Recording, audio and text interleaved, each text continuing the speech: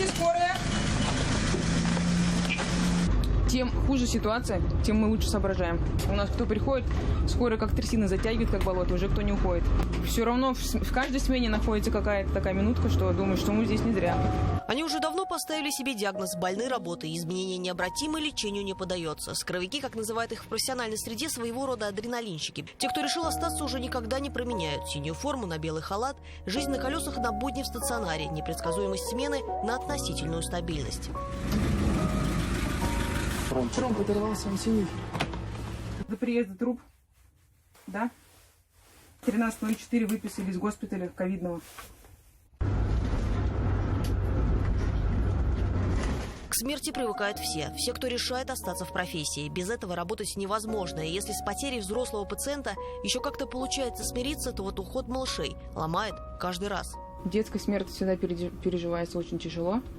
То есть у нас были случаи, что не у меня лично, что другие бригады, коллеги наши, даже не сказав родителям, что ребенок мертвый, везли мертвого ребенка в больницу.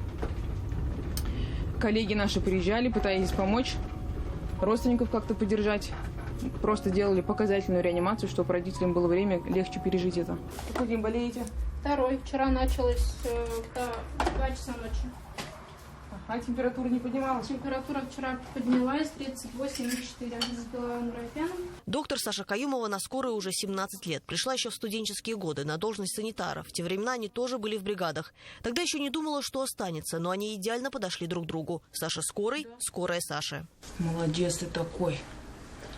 Не плачешь, ничего нам не говоришь. Серьезный мужчина. Последние 2 года доктор Каюмова работает на одном из самых сложных участков. Кировской подстанции Уфы относится к части Уфимского района, поэтому в Зубово был открыт своего рода филиал. Необходим особый профессионализм, чтобы довести пациента в критическом состоянии до больницы в Уфе. В прошлом году мы в машине рожали, не доехали до 4-го роддома. Нам пришлось рожать прямо в приемном покое в машине. Потом в том году, получается, весной у нас ребенок утонул 4 года. Мы вместе с медбратом его откачали, вытащили. У нас водитель все штрафы собрал, ехал 160, конечно, потом все штрафы эти нам сняли. Но 4 года мальчишки, все хорошо закончилось. Поэтому все бывает. ДТП, аварии. Медиков скорой помощи невозможно упрекнуть в трусости, но после ковида они уже точно не боятся ничего. Такого не видели и те, кто уже 30 лет колесит в карете скорой. Мы почувствовали это когда наши родители и коллеги начали уходить на больничный один с другим. Просто, как говорят, что покосило. Вот у нас так было, что этот не вышел, закрыли на изоляцию, этот был где-то контактировал, у этого мама лежит в реанимации, у этого отец умер, у этих ребенок лежит в тяжелом состоянии, и все. Мы работали, конечно, у нас никто не жаловался, хоть даже кто работал на износ. Все выходили, работали сутки, ночь, день. В этих костюмах мы не знали, как ходить в них в эту жару, как раз мы попали в самое жаркое время. За минувшие сутки выявлено 675 новых случаев заболевания COVID-19.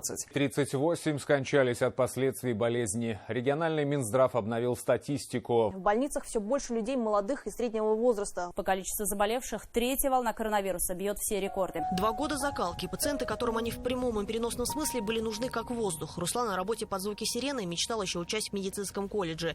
Спокойный, сдержанный, сложно поверить, но и в экстренных ситуациях умудряется сохранить это состояние. Самообладание – это то, что скоровики не имеют права терять. Это и морально, и психологически было тяжело. Практически постоянно работали, но это наша работа, потому что мы экстренная служба. Тут каждый приходит по своему призванию. Просто так люди тут не задерживаются, не работают. Свою жизнь связываешь конкретно со скорой медицинской помощью. Ни для кого не секрет, что в скорую идут явно не за большими зарплатами или комфортным графиком. И когда порой бывает особенно трудно, может поддержать простое спасибо. Помощь оказали, потом приходит благодарность, пишут. Это уже приятно тоже. Что чувствуете? Гордость. То, что ты, в своем месте. У меня мама тоже работала на скорой 5 лет. Я решила тоже пойти по ее стопам. Рената Габдуллина – самая младшая сотрудница Кировской подстанции скорой помощи. Девушке 22 года. Фельдшером работает с сентября. Я с самого детства вижу эту медицину, вижу, как мама собирается на работу в больницу, как сестра гладит халаты перед учебой. И не было сомнений. Сестра врач-терапевт, Дядя врач-инфекционист. Мама работала на скорой, сейчас медсестрой работает. Мы самые первые приезжаем, самые первые видим, что происходит, и самые первые мы оказываем медицинскую помощь. Скорая, признается Рената, дает уникальный опыт. Реагировать молниеносно. Иногда это необходимо для спасения уже своей жизни. Приехали на вызов к мужчине, мужчина спал. Мы пытались его разбудить, благо я была с медсестрой. Как только он проснулся, он начал на нас кидаться. Хорошо, что медсестра быстро отреагировала, взяла сумку, и мы быстренько убежали с вызова. Мать его вызывала, а он отказался от помощи, но почему-то решил агрессивно отказаться. Было, да, страшно. 258, доктор Каюмова на вызов. 258. Они не делят пациентов на плохих и хороших. Просто есть те, кому нужно помочь. Пытаются найти особый подход каждому. Приходится быть и психологами. На часах почти полночь. До конца смены больше 8 часов. Позади 16. Вызов женщина, высокое давление. Делится с медиком. Сын в армии. Переживает за него так, что самой становится плохо. Сколько мы служить осталось? Вот 5 месяцев сейчас. Ничего страшного. Не расстраивайтесь. Ладно, ему здоровую маму нужна. Вопросы есть какие-нибудь? Нет. Ага. В течение 2 часов. Ладно? Не встаем? Ага. Есть какие-нибудь вопросы будут, вызываете. До свидания. Спасибо большое вам. Не болейте. Спасибо. Так работает комплексная терапия. Одной из составляющих производит не фармкомпания, а человеческое сердце. Выслушать и поддержать. И она же, видишь, как переживает. Очень эмоционально. Я говорю, вы же маму всегда будете переживать. Сейчас армия, потом женится, потом внуки, дети. 258, свободно на месте. Бывает, приходится выходить за рамки должностных обязанностей, заменять близких тем, у кого их нет. Пандемия. Бригада Каюмовой госпитализирует бабушку. И она забыла дома тапочки. Но она, правда, она так рыдала, знаете, как будто она там не тапочки забыла, потеряла квартиру и все на свете прочее. А она одна, ей некому привезти тапочки. Мы ее увезли в 22-ю больницу во время ковида. Я говорю водителю, Александр Николаевич, давай, пожалуйста, заедем, купим ей самые дешевые тапочки и бабушке просто завезем. Он сам на меня ворчит, что больше всех нам надо. Сам мне дал еще 100 рублей, чтобы мы шоколадку купили, чтобы она не расстраивалась. В общем, мы завезли эти тапочки ей.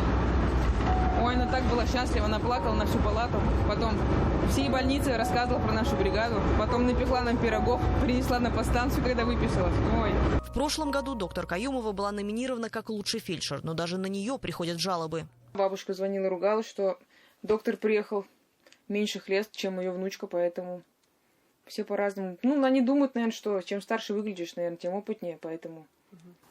Ну, а на самом деле сколько лет? 37. А дают? 25. Пациенты иногда могут и вовсе довести до слез, но дело здесь не в жалобах.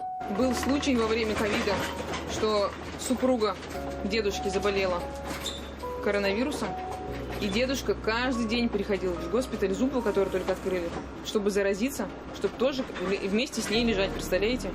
Но этого не случилось, слава богу. Бабушка выписалась, была жива-здорова, дедушка потом заболел через полгода. То есть вот иммунитет так сработал, хотя они до этого все время были вместе. Но он приходил каждый день. Вот она 20 дней лежала, представляете, он 20 дней приходил в госпиталь. То есть мы такого вообще никогда не видели.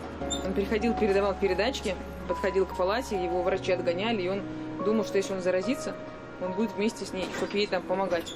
Диспетчер сообщает, новый вызов, травма головы, мужчина в алкогольном опьянении, дом в поселке. До конца маршрута осталось 150 метров. А какой дом? Доктор заходит в дом. Остаемся ждать. Что там произошло и какая обстановка внутри, неизвестно. Вскоре калитка открывается. Медик выходит с пациентом. Давайте тихонько.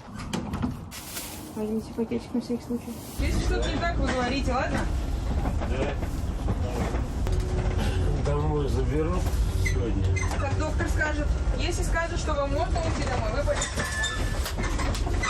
Пациент адекватно, несмотря на опьянение, вел себя спокойно. Но каждый раз, приезжая на такие вызовы, словно играешь в русскую рулетку, признаются медики.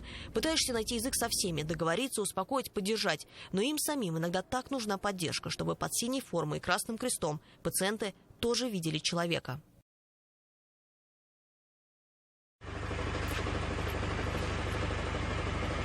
Пациента передали врачам больницы. Традиционно отзвониться диспетчеру. Вызовов пока нет. Время 3 часа ночи. До конца смены еще 5. Пока можем ехать на базу, а доктор Каюмова в это время показывает другую сторону своей работы. То, как ее видит только она. С утра, смотришь, какой закат был? Это же вообще Я не знаю.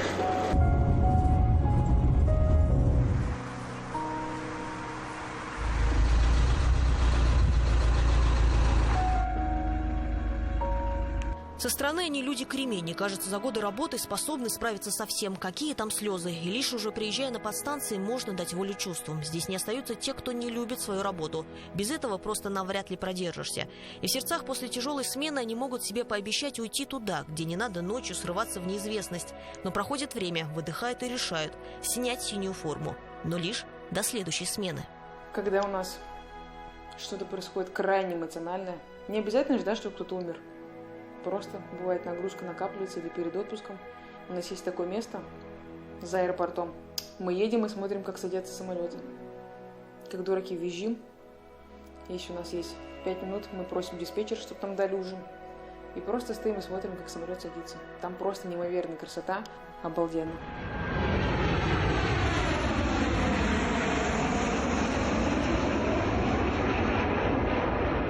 И после каждой смены начинаешь анализировать, даже когда домой идешь пешком. Музыку какую-нибудь включаешь на всю катушку и думаешь, что этот день прошел не зря, что эта смена была удачной.